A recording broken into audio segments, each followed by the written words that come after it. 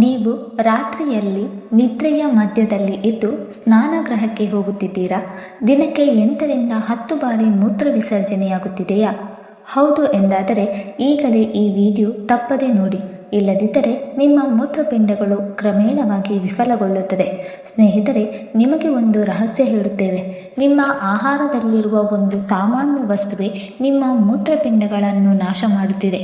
ಅದು ಯಾವುದು ಅಂತ ಗೊತ್ತೇ? ಈ ವಿಡಿಯೋ ಕೊನೆಯವರೆಗೂ ನೋಡಿ ತಿಳಿದುಕೊಳ್ಳಿ. ಇದು ನಿಮ್ಮ ಜೀವನವನ್ನು ಬದಲಾಯಿಸಬಹುದು. ನೀವು ರಾತ್ರಿ ಸಮಯದಲ್ಲಿ 2ರಿಂದ 3 ಬಾರಿ ಎದ್ದು ಮೂತ್ರ ಮಾಡುತ್ತಿದ್ದರೆ ಇದು ಸಣ್ಣ ಸಮಸ್ಯೆಯಲ್ಲ. ಇದು ನಿಮ್ಮ ಮೂತ್ರಪಿಂಡಗಳು ಕರಗುತ್ತಿರುವ ಎಚ್ಚರಿಕೆ. ಈ 5 ವಿಷಯಗಳನ್ನು ತಕ್ಷಣ ನಿಲ್ಲಿಸಿ. ಇಲ್ಲದಿದ್ದರೆ ಡಯಾಲಿಸಿಸ್ ಬರಲಿದೆ. ಭಯಭೀತರಾಗಬೇಡಿ. ಈ ವಿಡಿಯೋದಲ್ಲಿ ಸರಳ ಉಪಾಯ ಇದೆ. ಸ್ನೇಹಿತರೆ, ನೀವು ಚಹಾ ಕಾಫಿ ಪ್ರಿಯರೇ? ನಿಮಗೆ ಸಿಹಿ ತಿಂಡಿಗಳು ಇಷ್ಟ ಇದೆಯಾ? ಆಲ್ಕೋಹಾಲ್ ಕುಡಿಯುತ್ತಿದ್ದೀರಾ? ಈ 5 ಅಭ್ಯಾಸಗಳು ನಿಮ್ಮ ಮೂತ್ರಪಿಂಡಗಳನ್ನು ದಿನಾಲೂ ಕೊಲ್ಲುತ್ತಿದೆ. ಈಗಲೇ ನಿಲ್ಲಿಸಿ. 101 ದಿನಗಳಲ್ಲಿ ಬದಲಾವಣೆ ಕಾಣಿಸುತ್ತದೆ. ಈ ವಿಡಿಯೋ ಮಿಸ್ ಮಾಡಬೇಡಿ. ಊಹಿಸಿ, ನಿಮ್ಮ ಮೂತ್ರಪಿಂಡಗಳು ಈಗಲೇ ಹೇಳುತ್ತಿದೆ, ಓ ಮನುಷ್ಯ, ನಾನು ಸೋತಿದ್ದೇನೆ. ಆದರೆ ನೀವು ಇನ್ನೂ ನಿದ್ರೆ ಮಾಡುತ್ತಿದ್ದೀರಿ. ಈ 5 ಶತ್ರುಗಳನ್ನು ತಪ್ಪಿಸಿ. ನಿಮ್ಮ ಮೂತ್ರಪಿಂಡಗಳನ್ನು ಉಳಿಸಿ. ಈ ವಿಡಿಯೋ ನಿಮಗಾಗಿಯೇ ಸ್ನೇಹಿತರೆ. ನೀವು ಆಗಾಗ್ಗೆ ಮೂತ್ರ ವಿಸರ್ಜನೆ ಮಾಡುತ್ತಿದ್ದರೆ ಈ 5 ವಿಷಯಗಳನ್ನು ತಕ್ಷಣ ನಿಲ್ಲಿಸಿ. ಇಲ್ಲದಿದ್ದರೆ ನಿಮ್ಮ ಮೂತ್ರಪಿಂಡಗಳು ಕ್ರಮೇಣ ದುರ್ಬಲಗೊಂಡು ವಿಫಲವಾಗುತ್ತದೆ. ಊಹಿಸಿ, ರಾತ್ರಿಯ ಸಮಯ ಮನೆಯಲ್ಲಿ ಎಲ್ಲರೂ ಆಳ ನಿದ್ರೆಯಲ್ಲಿದ್ದಾರೆ. ಆದರೆ ನೀವು ಇದ್ದಕ್ಕಿದ್ದಂತೆ ಎಚ್ಚರಗೊಂಡು ಕಣ್ಣು ತೆರೆದುಕೊಳ್ಳುತ್ತಾ ಸ್ನಾನಗೃಹದ ಕಡೆಗೆ ಹಳೆಯ ರೂಟೀನ್ ಪ್ರಕಾರ ಹೋಗುತ್ತೀರಿ. ಯಾರೋ ರಾತ್ರಿಯಲ್ಲಿ ದೇವಸ್ಥಾನಕ್ಕೆ ದರ್ಶನಕ್ಕೆ ಹೋಗುತ್ತಿರುವಂತೆ ಸ್ನಾನಗೃಹದ ಟೈಲ್ಸ್ಗಳು ನಿಮ್ಮನ್ನು ನೋಡಿ ಮನಸ್ಸಿನಲ್ಲೇ ಹೇಳುತ್ತದೆ, ಹೇ ಸಹೋದರ, ಮತ್ತೆ ಬಂದಿದ್ದೀರಾ? ಇಂದು ಈಗಾಗಲೇ 3ನೇ ಬಾರಿ. ವಾರಕ್ಕೆ 1 ಬಾರಿ ಆದರೆ ಸರಿ, ಆದರೆ ಇದೇನು? ಆದರೆ ನೀವು ದಿನಕ್ಕೆ 8ರಿಂದ 10 ಬಾರಿ ಮತ್ತು ರಾತ್ರಿಯಲ್ಲಿ 2ರಿಂದ 4 ಬಾರಿ ಮೂತ್ರ ವಿಸರ್ಜನೆ ಮಾಡುತ್ತಿದ್ದರೆ ಅದು ತಮಾಷೆಯಲ್ಲ. ಇದು ನಿಮ್ಮ ದೇಹದ ಗಂಭೀರ ಎಚ್ಚರಿಕೆ. ನಿಮ್ಮ ದೇಹವು ನಿಮಗೆ ಏನೋ ತೊಂದರೆ ಇದೆ ಎಂದು ಹೇಳುತ್ತಿದೆ. ಇನ್ನೂ ಅರ್ಥವಾಗಿಲ್ಲವೇ? ನಿಮ್ಮ ಮೂತ್ರಪಿಂಡಗಳು ಮೌನವಾಗಿ ಬಳಲುತ್ತಿದೆ ಮತ್ತು ನಿಧಾನವಾಗಿ ಕ್ಷೀಣಿಸಲು ಶುರು ಮಾಡಿವೆ. ಅವು ಮುಗಿದು ಹೋಗುವವರೆಗೂ ನೀವು ಗಮನಿಸುವುದಿಲ್ಲ. ಓ ಮನುಷ್ಯ, ನಾನು ಸೋತಿದ್ದೇನೆ, ಈಗ ಡಯಾಲಿಸಿಸ್ ಮಾಡಬೇಕು ಎಂದು ಹೇಳುವವರೆಗೆ. ಆದ್ದರಿಂದ ಇಂದು ನಾವು 5 ಮುಖ್ಯ ವಿಷಯಗಳ ಬಗ್ಗೆ ಮಾತನಾಡಲಿದ್ದೇವೆ. ಇವುಗಳನ್ನು ನೀವು ಈಗಲೇ ನಿಲ್ಲಿಸದಿದ್ದರೆ ಆಗಾಗ್ಗೆ ಮೂತ್ರ ವಿಸರ್ಜನೆಯ ಸಮಸ್ಯೆಯನ್ನು ಹೆಚ್ಚಿಸುವುದು ಅಷ್ಟೇ ಅಲ್ಲದೆ ನಿಮ್ಮ ಮೂತ್ರಪಿಂಡಗಳನ್ನು ಕ್ರಮೇಣ ಮತ್ತು ಮೌನವಾಗಿ ನಾಶಗೊಳಿಸುತ್ತದೆ. ಸ್ನೇಹಿತರೆ, ಮೂತ್ರಪಿಂಡಗಳು ಸರಕಾರಿ ಉದ್ಯೋಗಿಗಳಂತೆ. ಕೆಲಸ ಸಾಮಾನ್ಯವಾಗಿದ್ದರೆ ಎಲ್ಲವೂ ಸರಿಯಾಗಿ ನಡೆಯುತ್ತದೆ. ಆದರೆ ಹೊರೆ ಹೆಚ್ಚಾದ ತಕ್ಷಣ, ಒತ್ತಡ ಹೆಚ್ಚಾದಾಗ ಮತ್ತು ಜವಾಬ್ದಾರಿಗಳು ಹೆಚ್ಚಾದಾಗ ಅವುಗಳು ಮುಷ್ಕರ ಮಾಡುತ್ತದೆ. ಮೂತ್ರಪಿಂಡಗಳ ಮುಖ್ಯ ಕೆಲಸ ರಕ್ತವನ್ನು ಶುದ್ಧೀಕರಿಸುವುದು, ದೇಹದ ನೀರಿನ ಸಮತೋಲನವನ್ನು ಕಾಯ್ದುಕೊಳ್ಳುವುದು ಮತ್ತು ಮೂತ್ರವನ್ನು ಉತ್ಪಾದಿಸುವುದು. ಆದರೆ ನಮ್ಮ ಆಹಾರದಲ್ಲಿ ನಾವು ಮಾಡುವ ಕೆಲವು ತಪ್ಪುಗಳಿಂದ ಅವುಗಳ ಮೇಲೆ ಹೆಚ್ಚಿನ ಒತ್ತಡ ಬೀಳುತ್ತದೆ. ಆಗಾಗ್ಗೆ ಮೂತ್ರ ವಿಸರ್ಜನೆಯಾಗುವುದು ನಿಮ್ಮ ದೇಹವು ಬಳಲುತ್ತಿದೆ ಎಂಬುದರ ಮೊದಲ ಮತ್ತು ಬಲವಾದ ಸಂಕೇತ.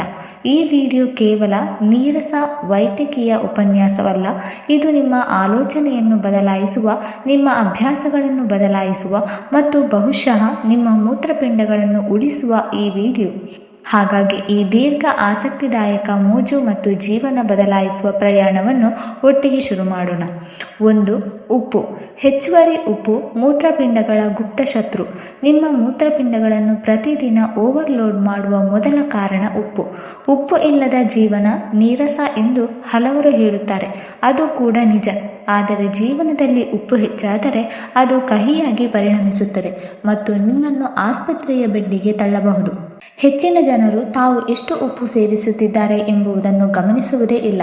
ಉಪ್ಪಿನಕಾಯಿ, ಪಾಪಡ್, ಚಿಪ್ಸ್, ನಮ್ಕೀನ್, ಸಾಸ್ಗಳು ಮತ್ತು ಪ್ಯಾಕ್ ಮಾಡಿದ ಆಹಾರಗಳಲ್ಲಿ ಉಪ್ಪು ಮರೆಯಾಗಿ ಸೇರಿರುತ್ತದೆ.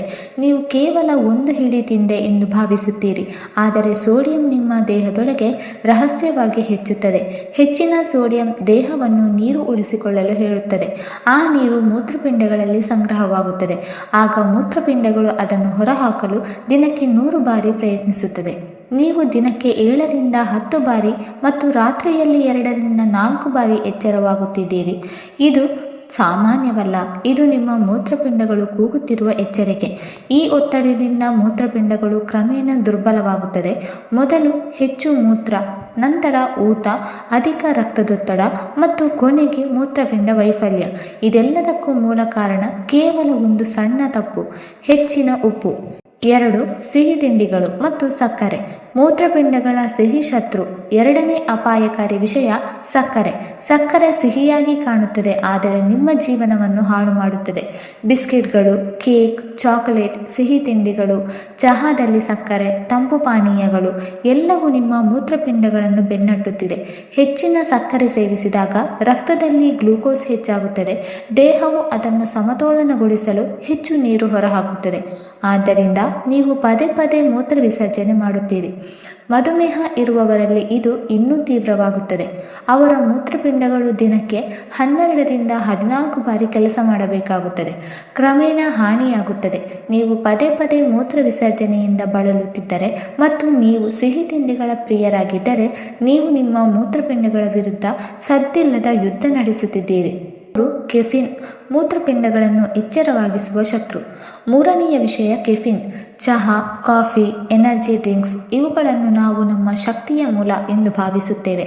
ಆದರೆ ಕೆಫಿನ್ ಮೂತ್ರವರ್ಧಕ, ಅಂದರೆ ನಮ್ಮ ದೇಹದಿಂದ ನೀರು ಹೊರಹಾಕಲು ಉತ್ತೇಜಿಸುತ್ತದೆ. ಹೆಚ್ಚು ಚಹಾ, ಕಾಫಿ ಕುಡಿದಷ್ಟು ಹೆಚ್ಚು ಮೂತ್ರ. ನಿಮ್ಮ ಸ್ನಾನಗೃಹ ನಿಮ್ಮ ಮನೆಯಲ್ಲಿ ಅತಿ ಹೆಚ್ಚು ಭೇಟಿ ನೀಡುವ ಕೋಣೆಯಾಗುತ್ತದೆ. ದಿನಕ್ಕೆ 4ರಿಂದ 5 ಕಪ್ ಚಹಾ ಕುಡಿಯುವವರ ಮೂತ್ರಪಿಂಡಗಳು 24 ಗಂಟೆ ಕೆಲಸ ಮಾಡುತ್ತದೆ. ಇದು ತುಂಬ ಒತ್ತಡ. ಕ್ರಮೇಣ ಅವು ದುರ್ಬಲಗೊಳ್ಳುತ್ತದೆ. 4ನೇಯದಾಗಿ ಆಲ್ಕೋಹಾಲ್, ಮೂತ್ರಪಿಂಡಗಳನ್ನು ನಾಶಗೊಳಿಸುವ ಶತ್ರು.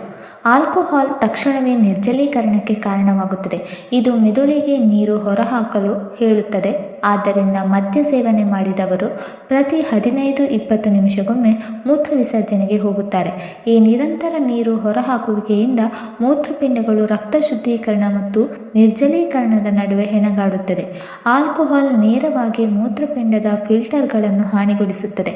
ಕಾಲಾನಂತರದಲ್ಲಿ ಅಧಿಕ ರಕ್ತದೊತ್ತಡ, ಮೂತ್ರಪಿಂಡದ ಕಾಯಿಲೆ ಮತ್ತು ವೈಫಲ್ಯಕ್ಕೆ ದಾರಿ ಮಾಡಿಕೊಡುತ್ತದೆ.